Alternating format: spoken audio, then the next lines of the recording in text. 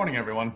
My name is Daniel Cassely. To start the presentation, a little bit about my background. I've been in education for over 17 years now, and I started off my career on what's called the other side of the desk in college admissions at a school up in Maine, the University of New England. It's a small school on the coast of Maine. They specialize in health sciences and marine science. And then after getting my master's degree at Boston College, I moved on to my admissions work at Boston University, where I stayed for over 5 years. So today's presentation is going to be on the college or the college interview. And I will share my screen here. So our agenda for this morning are 10 steps to the college interview. One, I won't read all of these, but you can see what we're going to talk about over the next 20 minutes or so.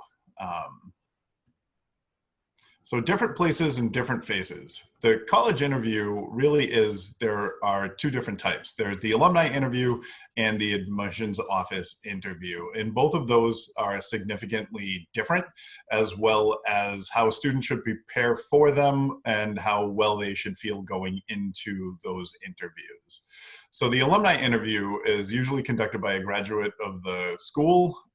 They enjoyed their experience there, and it's their way of giving back to the school community and still feeling connected to their alma mater and their campus.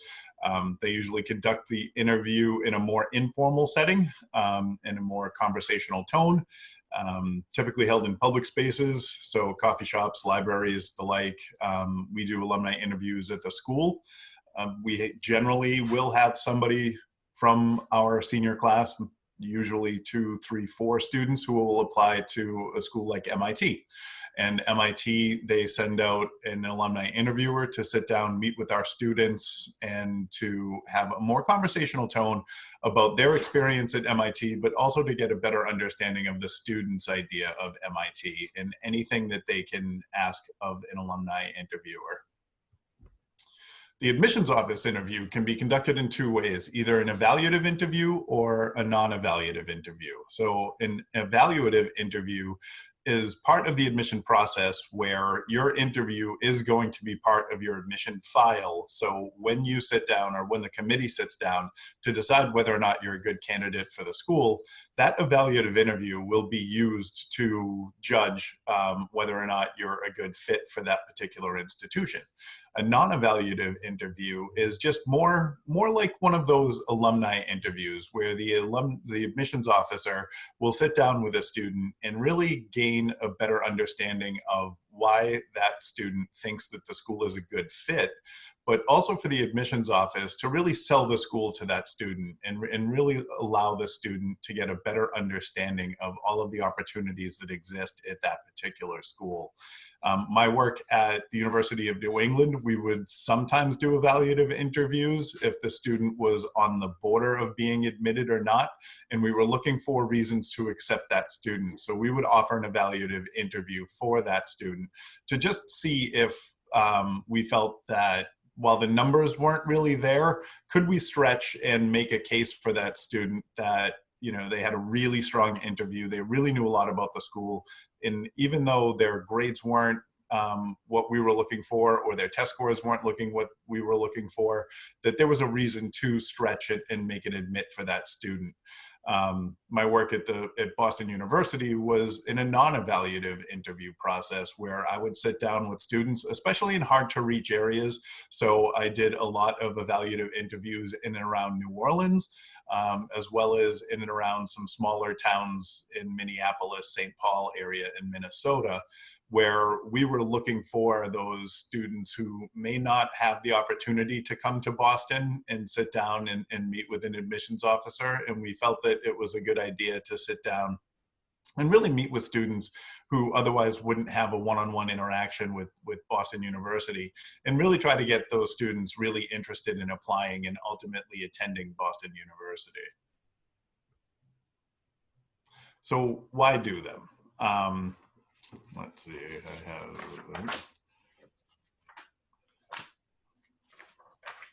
I have notes on this one.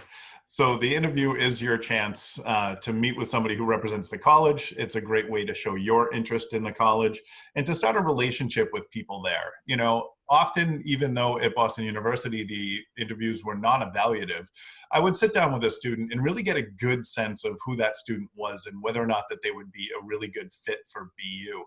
And so when I was in committee and talking about students and students on the fence and whether or not, again, even though it was non-evaluative, I would say that I had a good feeling in meeting with that student. Also in setting up our alumni interview panel, I would meet and make sure that our alumni interviewers were looking at students in a way that maybe, depending on the age of the alumni interviewer, you know, certain things change over time. The place that you might have went to college certainly might have changed in the 10, 15 years that you have since graduated. But to give that student the idea or the feel good that, you know, BU essentially was a really good place for learning and a really good place to explore opportunities. So preparation is key. You know, you want to ace this interview, no matter if it's with an alumni or an evaluative or a non-evaluative admissions office interview. So you want to prepare in two ways. You want to dress for success. For me, you know, I wanted to show essentially how I would dress for a college interview today. This is probably the first time I've worn a shirt and tie in many, many months. So you want to dress for success. But that's not always the case. You know, with our alumni interviewer at MIT, he says to be comfortable, and however comfort that means to you. So a young Steve Jobs would probably show up in a black turtleneck and a pair of jeans, where a young Jimmy Buffett might show up in a Hawaiian shirt and shorts and flip-flops. So it's really up to you and how that process is going to go for the interview to really understand, you know, if somebody says be comfortable, what does that mean to you? And show up as yourself, because one of the things that you want to do is to think about this interview and how you want to present yourself to this admissions committee. So show your style. You know, you don't have to dress to the nines, so you don't have to wear a suit or a fancy outfit or anything like that. Make sure that you're comfortable and everything is cleaned and pressed and wrinkle-free, because you do want to have that person, the interviewer, fully understand that what you're doing is you show that you care, right? You care about this interview, that you're putting forth the best effort to make sure that you're trying to impress this interviewer. And you want to think about it. You want to learn about the school. Even though this is your opportunity to ask more questions, this is really going to be your opportunity to ask more in-depth questions about the school. So you want to know what majors that they have. If you're interested in a particular major, you want to know that they have that. And so you want to ask maybe about certain professors that you were researching online. Ask about certain traditions that they have. You know, if it's an alumni interviewer, ask who their favorite professor was, or what their favorite time on campus was. Did they like their freshman year roommate, or how did that process work for them? And do they still, you know, if the alumni interviewer graduated 15, 20 years ago, ask them if they still keep in touch with any of their college roommates or college friends, because that's an important thing too, networking throughout your life. You know, who you know and all of those things really get to the heart of why students can sometimes choose a school. And I say it's not always about the professor at the head of the class, but a lot of times it's also the people that you're surrounded by. So who are the people sitting next to you? One instance for me, one of our tour guides, Jake, was sitting in a classroom in the School of Management at Boston University, a student from New Jersey. And he was talking to the girl sitting next to him, and he's really interested in cars, right? So he lives not too far away from a BMW plant in New Jersey. It turns out that the girl sitting next to him, who was also from New Jersey, her father worked at that plant. And so he started sowing the seeds to say, you know, I'm looking for a summer internship. Do you think I could meet with your father just to get an idea of what that process was? Yada, yada, yada. Long story short, he wound up doing 3 different internships over his time at Boston University with that BMW plant. So it's not always about the professor at the front of the class, but it's also who you're surrounded by too. talk to people. Anastasia is a great representative for Cats Academy, one of my favorite students, even though I'm not supposed to have favorites, but she certainly was. So talk to students. A lot of our students still connect with students who graduated 2-3 years ago. And so ask them about their experience at that particular college and gain a better understanding of the questions that you might have when sitting down with an interviewer. And then you're going to be asked questions about you. So these are some of the most common questions that interviewers ask of students. So the first one is, and I will often say that, students will come into my office and say, well, I was offered an interview by school X, but I don't really think that I want to go there, and I'm not sure if I want to do that. Interviewing is a life skill. And anytime that you can possibly sit down with somebody else and be put on the spot and ask questions and you have to come up with spontaneous answers, that is a skill that will carry with you throughout your entire life. And so I say, always take the opportunity, even if you don't think that you want to go to a particular school that's offering you an interview, that you do want to sit down and talk to that person, because you'll gain valuable skills that you can carry with you for the rest of your life. Number one, tell me about yourself. It's a statement, not a question, but prepare that elevator speech, because you will be asked that questions. And then all of the other kind of questions: what do you do in your free time? What's your favorite book? What's your favorite movie? What do you want to major in? All of those things. These questions come up in pretty much every single college interview. So students should be prepared for those questions. You also, as the student, want to prepare to ask questions of the interviewer. It's just like a job interview. If at the end you will always be asked, do you have any questions for me?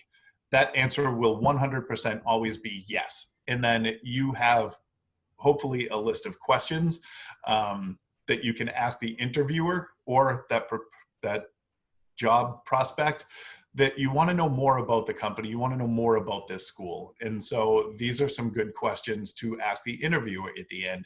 And a lot of times, it can happen in a natural conversation, weaving in and out, that some of your questions might already be answered. And so at the end, out of these 8 questions, you might only have the opportunity or already know the answer to 6 of them, but still ask those 2 other questions. You certainly want to look prepared, and you certainly want to look, like that you've put the effort into this. Beware of pitfalls. There are always pitfalls of doing anything in life, really, but college interviews are the same way. Some things not to ask. Don't ask about getting in, especially if it's an alumni interviewer. They may not know. And if you want to know, so how did my interview go and all of those things, those are just not appropriate questions to ask. I will always counsel students to also don't ask questions that are easily found on the website. So if you go into a college interview and you say, oh, do you have a marketing major? That's very easily found on a website. Or what's your average GPA and what's the minimum SAT score? Those kinds of things are very easily found out on the website. And don't waste your time or the interviewer's precious time with just asking the questions that you can find out the answers to. And questions that are irrelevant, just stick to what you're there for. Find out more about the school and let them find out more about you as well. The end of the interview, things to do at the end: you want to thank the interviewer for their time and ask for contact information like a business card or email address. That way you can follow up afterwards. And then, you want to shake their hand, but if we're social distancing, you do not want to shake hands.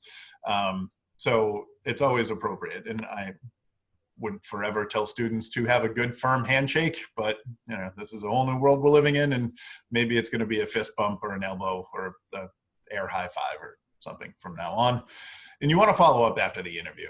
Always email the person who conducted the interview and try to remember something specific about that interview. If they told you about their favorite professor, say, I really hope to be on campus and have the experience with a professor like you had with so-and-so. It just shows that you remember things, that you put the effort into remembering a person, sharing their personal stories. And so anytime that you can remember something important about details, it's always a good thing to regurgitate that in an email. You know, it is a very formal email as well. So you want to open with "Dear so-and-so," and you want to close it with "Sincerely."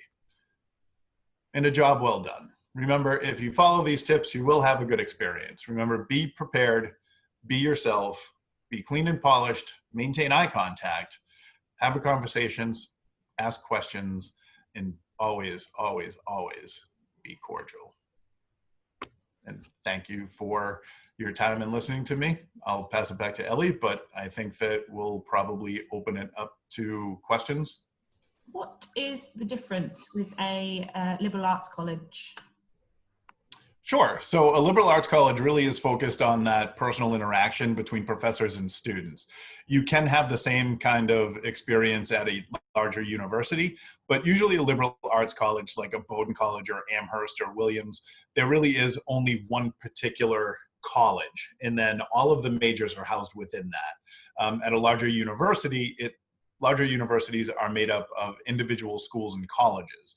And so liberal arts universities or liberal arts colleges really pride themselves on that student-teacher interaction, usually a low student-to-teacher ratio, as well as the fact that a lot of liberal arts colleges don't have higher degrees. And so you don't have, TAs, and you don't have professors' assistants running classes and all of those things. So I would say that the major difference is that liberal arts colleges really pride themselves on that student-to-teacher interaction. So would there be a particular student that you would sort of recommend a liberal arts college to? Yeah, I mean, it really depends on the individual student. So, just again, this really goes into our interactions and meeting with students and really getting to know them better. And so if you have a student like Anastasia is a great example, I would say that Anastasia would be better suited to a liberal arts college rather than a larger impersonal university. She really thrives on that personal interaction with her teachers and obviously with her college counselors, as she stated. But even studying something like economics, you can find that at a small liberal arts college. And so when she was going through the process, we really did target a lot of smaller liberal arts colleges for her to apply. Thank you again, Dan. And thank you everyone for joining us today. No problem. Thank you so much for attending the class. It is really, it can be a large part of a student's application process. And again, it just builds those life skills. And that's really what we're trying to do with the CATS education, is really give those students an opportunity to learn something that they're going to carry with them through the rest of their life. So I appreciate all of you being here this morning and listening to me. These are the kind of things that I enjoy. So thank you so much.